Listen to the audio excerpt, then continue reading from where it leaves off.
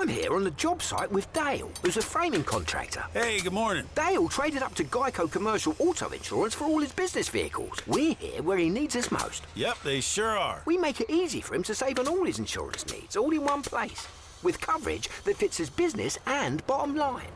Oh, I shouldn't have looked down. It's all right. We're so far up here. Look at me. Take a deep breath. No, I'm good. So good. Get a commercial auto insurance quote today at geico.com and see how much you could save. It feels good to Geico. You're listening to this podcast, so I know you've got a curious mind. Here's a helpful fact you might not know yet. Drivers who switch and save with Progressive save over $900 on average. Pop over to progressive.com, answer some questions, and you'll get a quick quote with discounts that are easy to come by. In fact, 99% of their auto customers earn at least one discount. Visit Progressive.com and see if you can enjoy a little cash back. Progressive Casualty Insurance Company and Affiliates. National average 12-month savings of $946 by new customers surveyed who saved with Progressive between June 2024 and May 2025. Potential savings will vary. Breaking down the teams you're passionate about. This is Scotty G and Friends on 97.5, the KSL Sports Zone. 97.5, the KSL Sports Zone. We got some Utah Mammoth to break down. Jay Stevens, kind enough to join us. All right, Jay, by the way, host of the Utah Puck Report, KSLSports.com, and overall good dude. You wish you were half the man that Jay Stevens. He'll fight fire, stop a puck, and kick your butt, all in the same motion. You doing all right, Jay? Everything good in your world? I'm doing great. Last night was a little rough.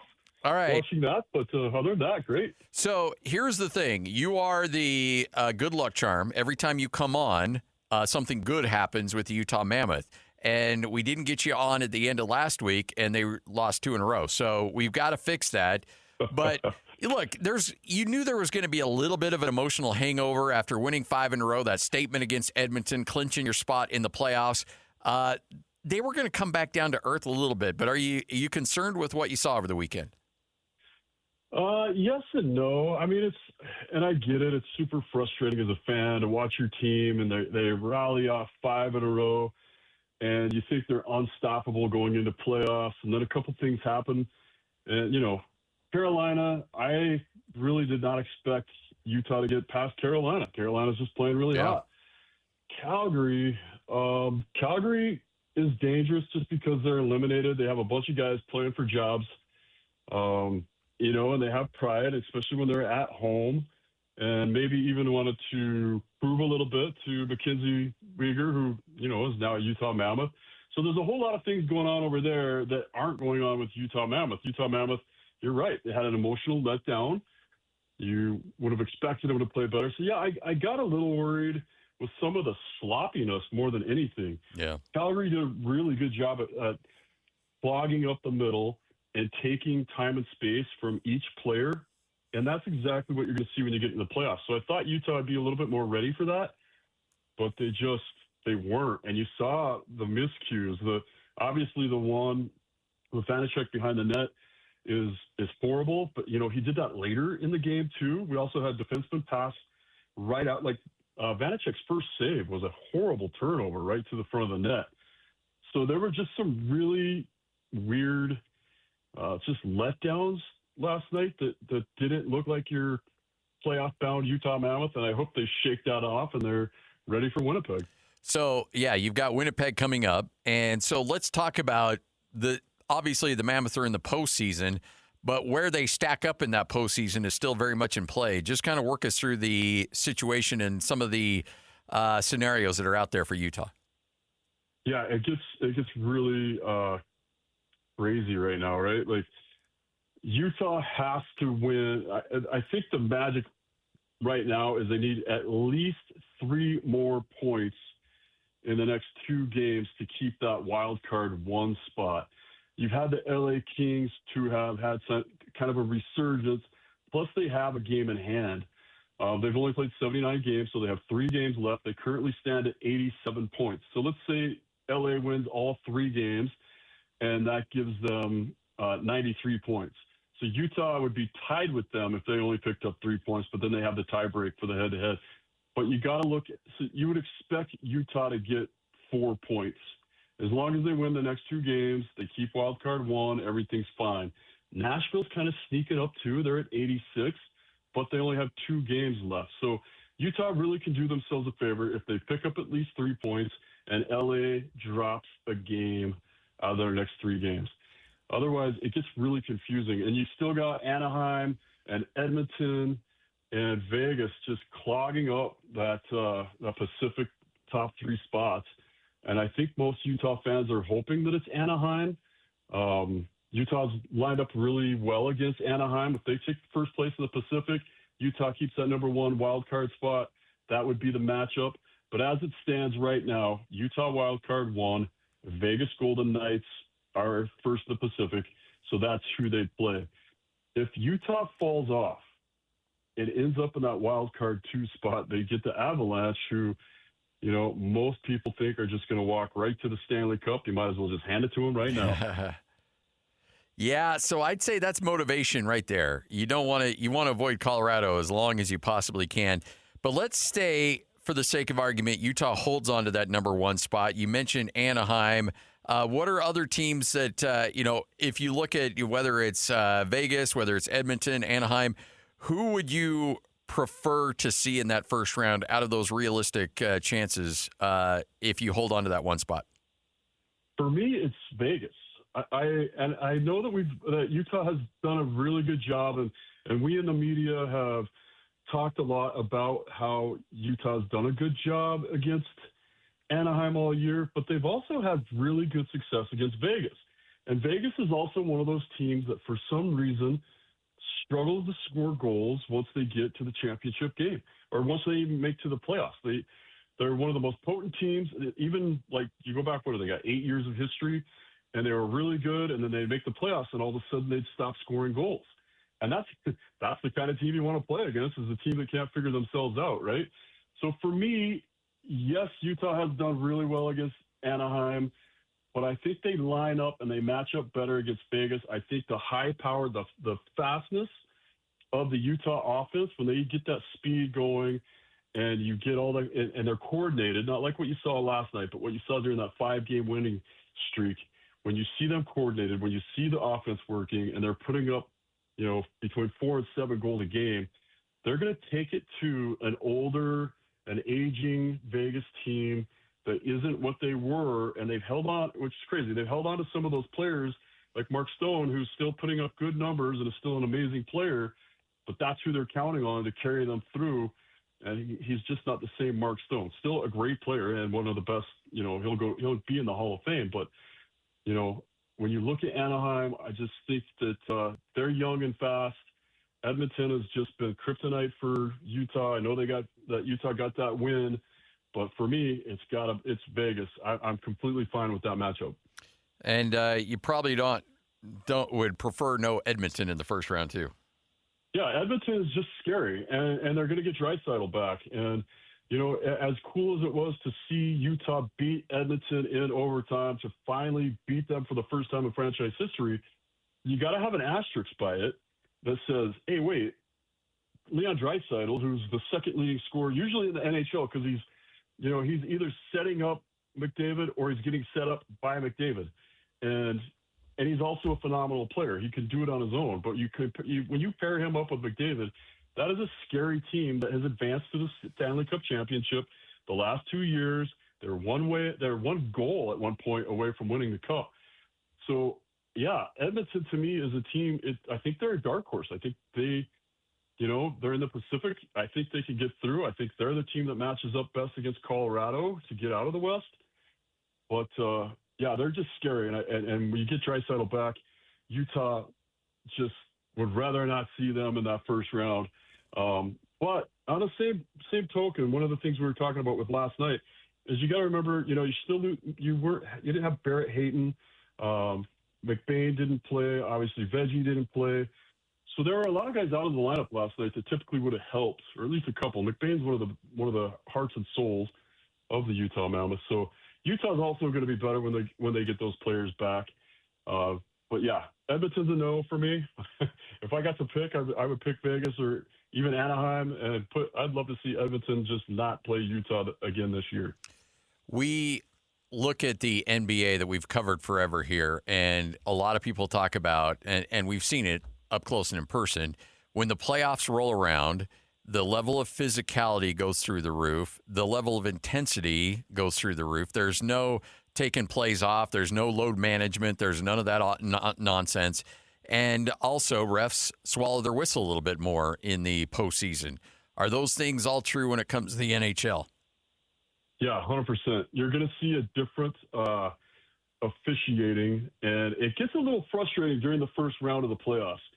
A lot of fans, it doesn't matter how long you've been watching the game. You don't know how it's going to be called once the playoffs start, but you do know the refs seem to have a lot harder time finding their whistle and raising that arm to call penalties. They let a lot more go. There's a lot more physicality. There's no room and space or time and space. You're going to see a lot more physicality let go. A lot of times they'll still get the retaliation if it's like a direct punch to the face, but a lot of cross checks, some hooking. It's going to be a lot different. So if you're a newer fan and you haven't seen it, just be ready to not understand what all the calls are or why that thing didn't get called that you just saw get called all year. But also, if you're a new fan, know that this is how the NHL hooks you. If you've never seen NHL playoffs before, there's nothing else like it. The intensity, the physicality, the emotional response you're going to get to these games is going to be something like you've never experienced before. Even players that didn't even care about the NHL and Utah before would watch the playoffs and be like, man, this is amazing. So you're in for a ride. It's a little bit different than the regular season, but it's so much fun. And it's going to be a lot of fun to see the Utah Mammoth in their first ever playoff appearance. Should we all be growing a beard? Is there a beard growing situation going on with the Mammoth as well? Yeah, absolutely. Man, once the regular season is over, you do not shave until you're out of the playoffs. And if you're, you got to say it, if you're a real true fan, time to not shave that beard. Now, if you have, if you're a firefighter and you got to shave so that your mask will seal, then that's okay. But for everybody else, you got to grow that beard and show your support. So if you're not out there saving lives and houses, then you need to grow the beard. I mean, it just makes sense to me. So I might be a little bit biased, but it makes sense to me that we all grow beards. I still have a few weeks off of work with my hip, so I'm growing a beard. And let's do it. Let's support the Mammoth. Let's go. Hey Lloyd, how well's your beard growing ability? Yeah, it's spotty. Yeah, mine is too. I can grow a pretty good goatee, but the whole full beard, nah. And that's right. Like goatee, that doesn't count. It's got to be full. Like it's a little too European. You got to go full beard, right? Yeah, we got to see the full beard. But I'm in complete support of however much of a beard you guys can grow. I'm there with you. I'm going to start coming in. We can start taking daily or every other day pictures to see how it's going. But the other fun part of this, when you're watching these kids at the NHL, because a lot of these teams have 18 and 19-year-olds on the team, and they're going to start growing a beard, and you're not going to know. You're not going to be able to tell. So that's also a lot of fun. Like, I thought you'd be growing a beard. Like, I'm trying. I'm doing everything I can here. Yeah. All right. So, again, you look at what the Mammoth have done up until that game where they clinched, and then you see a little bit of the drop-off. If there's one area that's concerned you the most, you talked about a little bit of sloppy play. Does that also include the goaltending as well? Yeah, 100%. And I will tell you, I watch Veggie very closely. And in that 5-game win streak, I saw some things out of Veggie that I've been wanting to see for the past 2 seasons out of the Utah Mammoth. And that was his compete during what goalies we call it a battle drill. So when he takes that first shot, it's the amount of scramble and how long can he stay up and on his knees or in the up stance and battle and get into different positioning. And you see it more with Vanacek than you see it with Veggie. He's typically a really good first save goalie, and then he's got some good second save moves, but he doesn't scramble as well. Well, in that last 5-game series, the level of battle I saw out of him is something I hadn't seen out of him outside of practices. So I was excited to see that. I think Veggie is getting to where we want him to be. We saw that huge glove save on the road. I can't remember who that was against, but he had a huge glove save where his battle and his compete level is raised. I think we're starting to see the Veggie that can take us through. The communication has to be better. It was so weird to see that. And then you saw Bear yelling at them from the bench. That just tells you that, and Bear doesn't yell during games. He yells a lot during practice, but he doesn't yell during games. So that just told you how frustrating it was and how weird it was to see the lack of communication. And Bear's interview after, he said, yeah, we weren't communicating. We were disconnected. You can't blame it on anything else except for not being prepared. So I think last night's a throwaway. I think you're going to see them have that same communication they had. Just keep thinking back to that 5-game win streak when everything was going great. And let's hope that that's the team we see tomorrow night against Winnipeg. And then on the 16th against the Blues, they pick up 4 points, keep that wild card one, and then just keep building every game.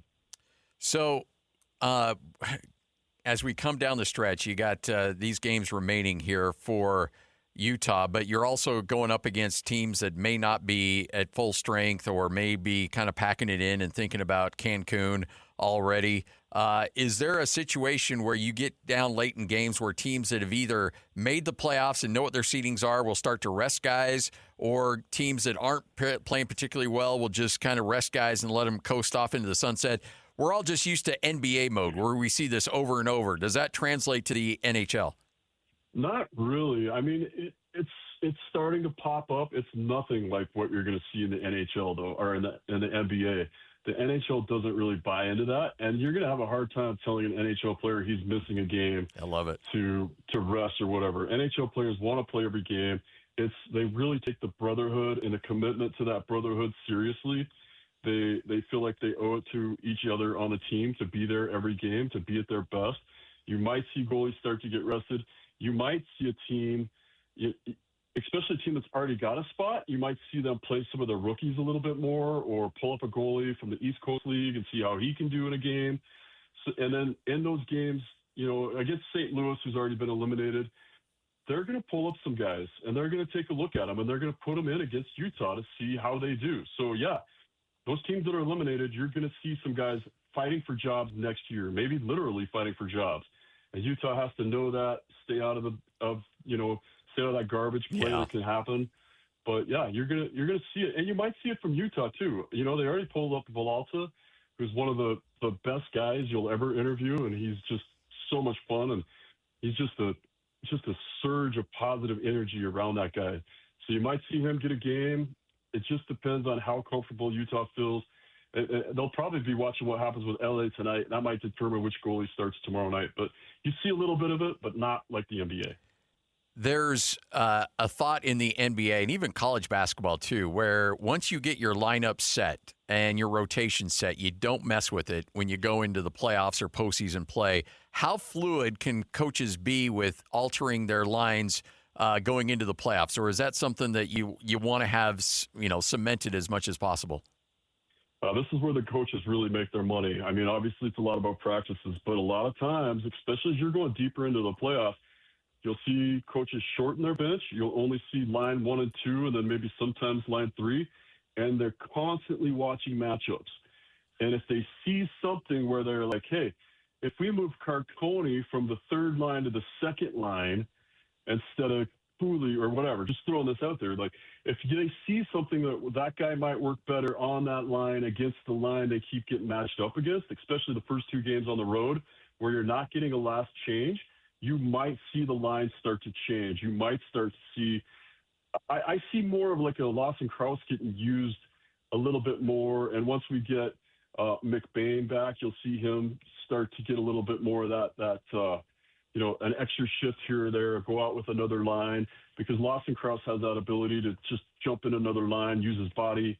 Same with McBain.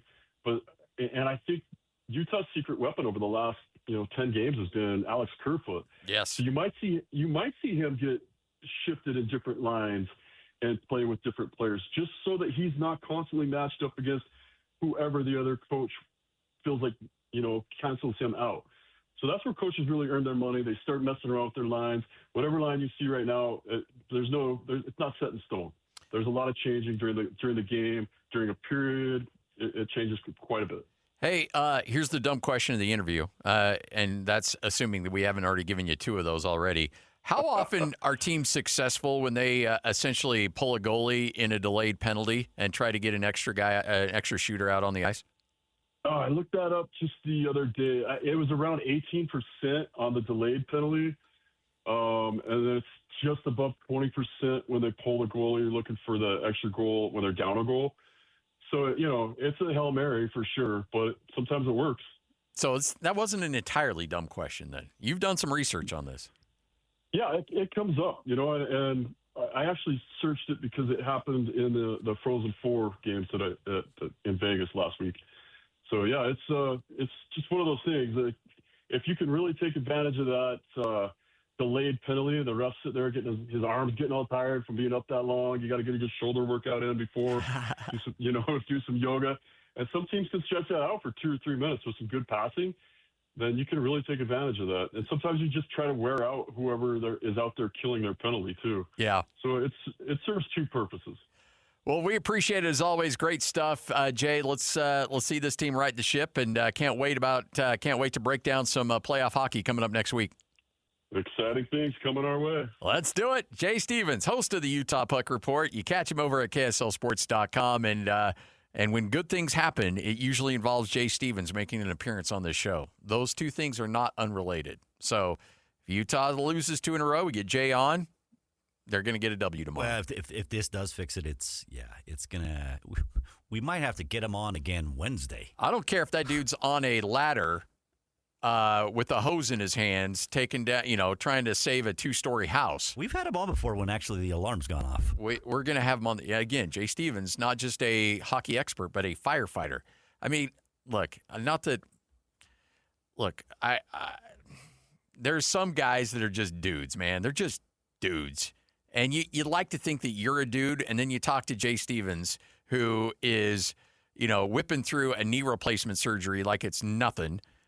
He is, I'm not saying he's old, but he's getting up there in age, but he'll still stop a puck coming in at 90 miles an hour, and he's going to fight fire at the same time. Come on. That's a dude right there. One of the toughest guys around. That's freaking John Wayne right there. All right, Jaren Jackson Jr., his media availability as the Jazz cleaning out the locker rooms, getting ready for the we're getting ready for the postseason, not the playoffs, but just the off season. The off season, I guess, is what I should. Not the postseason. No. The off season. You'll hear from Jaren Jackson Jr. coming up next. 97.5, the KSL Sports Zone.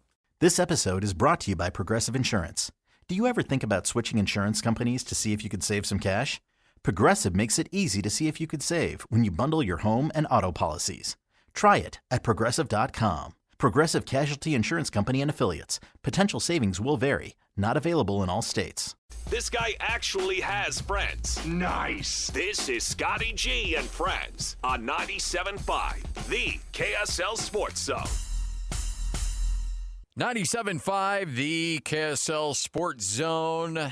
The Jazz, all done. The 25-26 season has now been officially parked in the driveway, and now it's all about the offseason. It's all about the lottery. It's all about the coin toss coming up next week. It's all about the draft and then free agency, and off we go as the Jazz now are in winning mode. No more tanking. No more trying to get lottery position. No, it's all about trying to win some games, trying to get the playoffs, which, by the way, Lloyd pointed out that he thought I was getting a little, I was walking back the playoff prognosis. No, the Jazz will be in the playoffs next year. Okay. They will be a little more reserved in sorry, that first segment. And I did. That wasn't intended. Second segment. That wasn't intended. Okay. The Jazz very much will be in the playoffs next year. I was like, geez, what happened? I'm not even going to say What playing. did I miss? I'm not even saying playing. No, I'm saying they're better. They're better than a play-in. I don't care what you say. They stay playoff. healthy.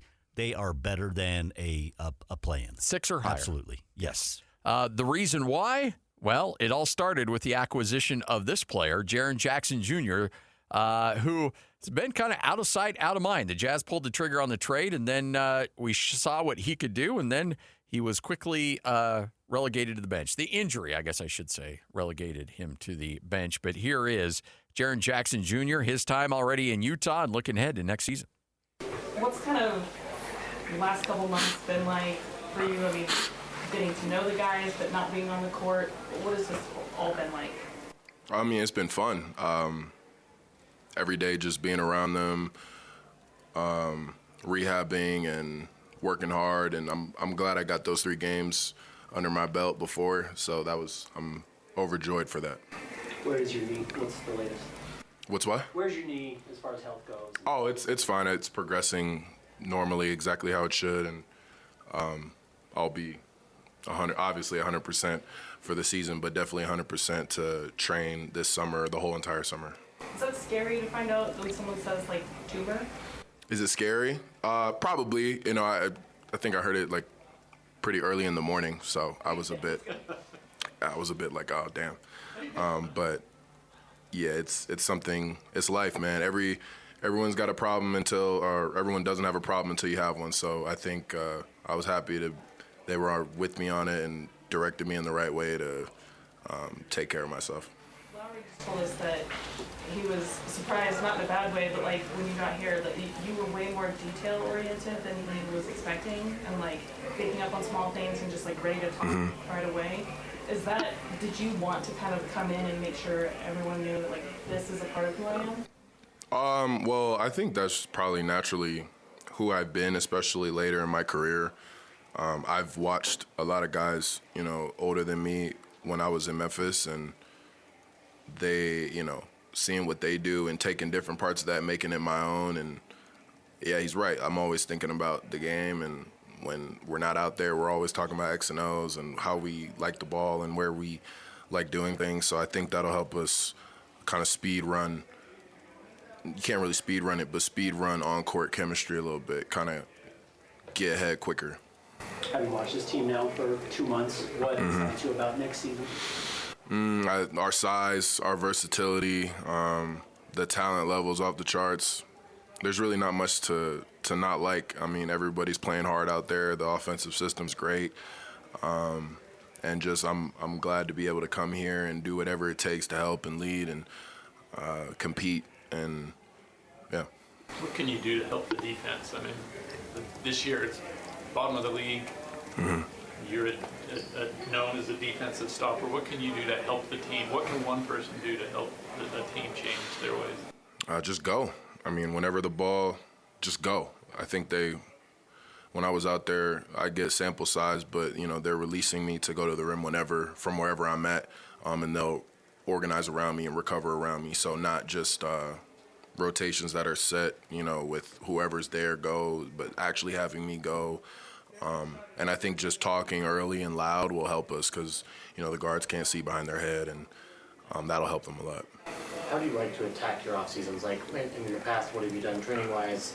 What are you hoping to get done this year? Yeah. Definitely needs to change now that I'm older a bit. I probably needed to do, well, depends how you look at it, but I probably needed to do a little bit less early.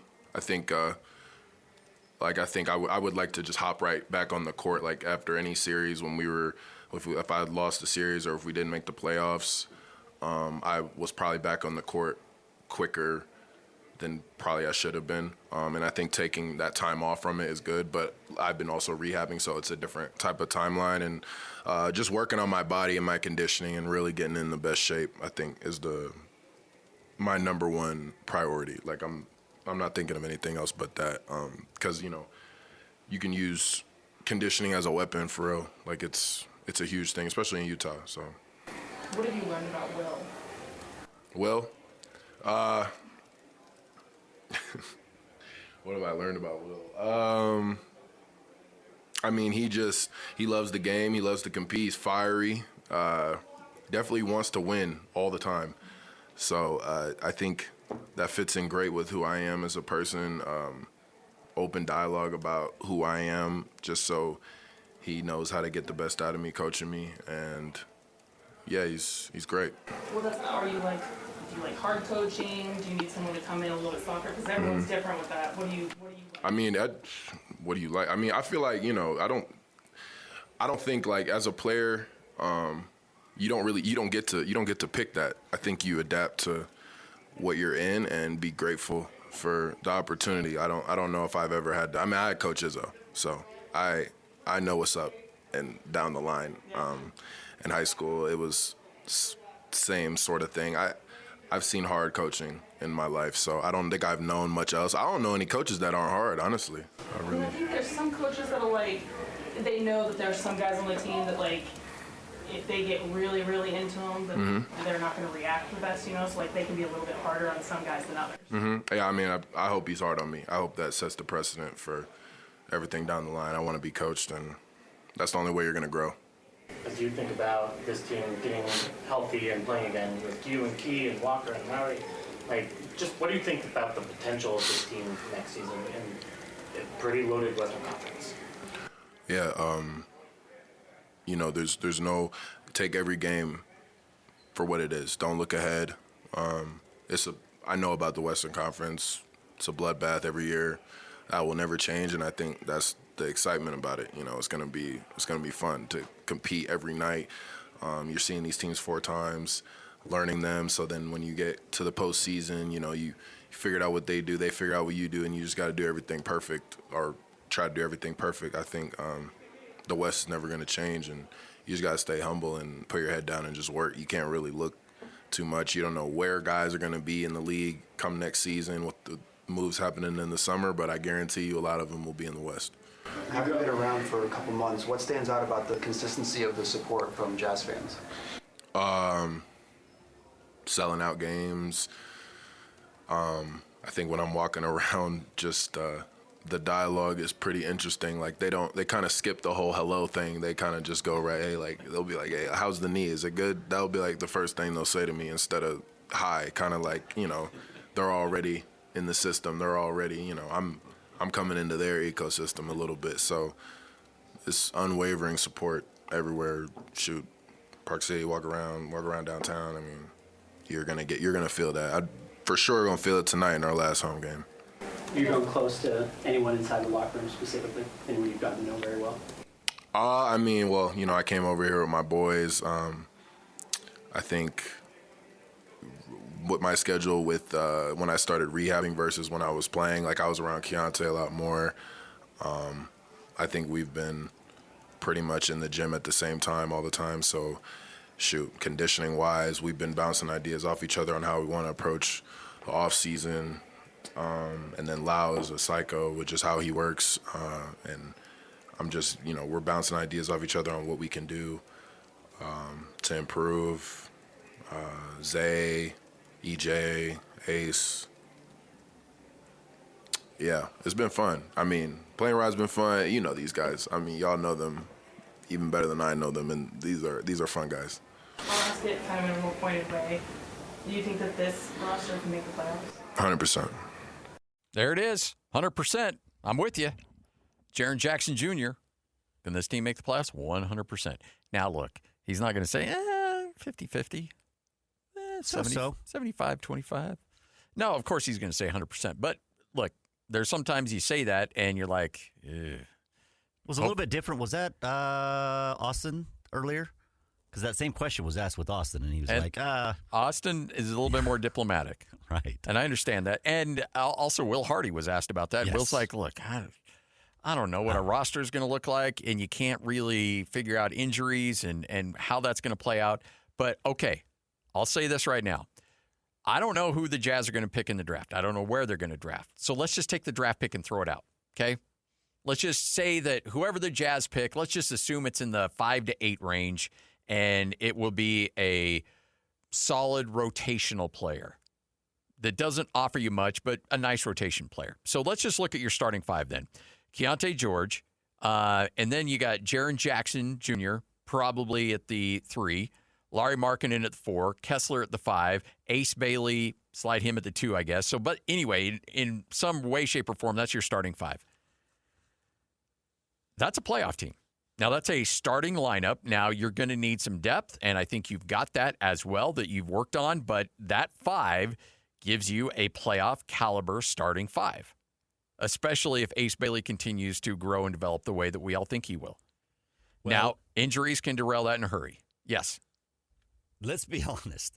Had they not had that protected 8th pick, and they just went right at it and were said, you know what, let's go. I just think this team could have been. That's a play-in team. Yes. That's a playoff team. They could have gotten to the playoffs. 100%. 100%. I mean, you look at Golden State; they're 37-45. So, I mean, I just think they're right there on the edge. So, playoffs should absolutely be 100%. As you, as a fan base that have gone through the Siberia of fandom over the last 3 or 4 years, you as a fan have every right to have realistic expectations next year for the Utah Jazz to be a playoff team. And again, health, all kinds of issues can come into play. But you as a fan, it is completely fair and fine for you to look at this offseason and say, I don't even care where we pick. If we pick number 1, 2, or 3, that's awesome. Outstanding. Let's go. That's even better. That's the cherry on top. But even if, worst case scenario, you lose the coin flip and you fall to 9 as that 0.4 chance that you don't even hold on to that pick, it goes to OKC, guess what? That's still a playoff team. It is still 1,000% acceptable for you as a fan of the Utah Jazz to expect this team to go to the playoffs. Now, Austin Ainge probably doesn't want that out there. Will Hardy probably doesn't want that big of a statement, but I think it's fair. I think it's 1,000% fair for what you've dealt with and the issues that you've been as a fan. You've supported this team through thick and thin. You've been right there with them. You still go to the Delta Center. You're still cheering. You're still getting crazy with this team. Now it's time for you to be rewarded. And I think it's fine for you to expect playoffs next year. All right, we'll wrap up this bad boy next. Get you ready for JJ and Alex straight ahead, 97.5, the KSL Sports Zone. Insurance isn't one size fits all. That's why drivers have enjoyed Progressive's Name Your Price tool for years now. With the Name Your Price tool, you tell them what you want to pay, and they'll show you options that fit your budget. So whether you're picking out your first policy or just looking for something that works better for you and your family, they make it easy to see your options. Visit Progressive.com. Find a rate that works for you with the Name Your Price tool. Progressive Casualty Insurance Company and Affiliates. Price and coverage match limited by state law. You're locked on to Scotty G and Friends on 97.5, the KSL Sports Zone. All right, wrapping up another edition of the show, 97.5, the KSL Sports Zone. JJ and Alex coming up next as, hey, good show today, Lloyd. Yeah, not bad. That's a slam dunk show right there. Yeah, that's a fish in a barrel show. Yeah. It's not a tough one today. But, yeah, we got Mammoth to talk about coming up this week. Obviously, the Jazz, more post-season analysis of where this team is at. More importantly, where they're going. Larry Markkinen will maybe touch on some of those other conversations that took place earlier today throughout the week. By the way, Mammoth fans, don't panic. Don't panic. That's a good Carolina team. Yeah. It's a really good Carolina team. And Calgary's actually, the record, they're actually pretty good at home. They're actually pretty good at home. Yeah. So, and who panic. really wants? Granted, it was essentially you gave up 8 goals and only scored 2. So yes, but guess what? You just had like 4 games where it was exact opposite. 5 games where it was the exact opposite where you were scoring a lot of goals. So don't panic. I'd take a little bit more, see what happens in this game coming up tomorrow against the Jets, and then maybe you can see where this team's at. Don't panic. I saw some pictures from our guy Mike Folta, who was up in Calgary. Whew. That looks frigid. That looks frigid. Places I would not like to live. No. And look, I'm sure Calgary's a wonderful place in July, maybe August. Even April, middle of April, you might it doesn't get a couple weeks. Yeah. Just a couple weeks there. Yeah, no. I want no part of that. I think that's why, you got guys waving their trade clause and they're like, no, I'm good to leave. Yes. Let's maybe move on somewhere else. All right, so JJ and Alex coming up next, 97.5, the KSL Sports Zone. Hey, join us coming up tomorrow on the show. Speaking of the Mammoth, we'll have a weekly chat with the general manager of the Utah Mammoth, Bill Armstrong. Will join us coming up tomorrow at 2 o'clock. We'll talk some Mammoth with him, get you ready for that Winnipeg game as well. It's all right here on 97.5, the KSL Sports Zone.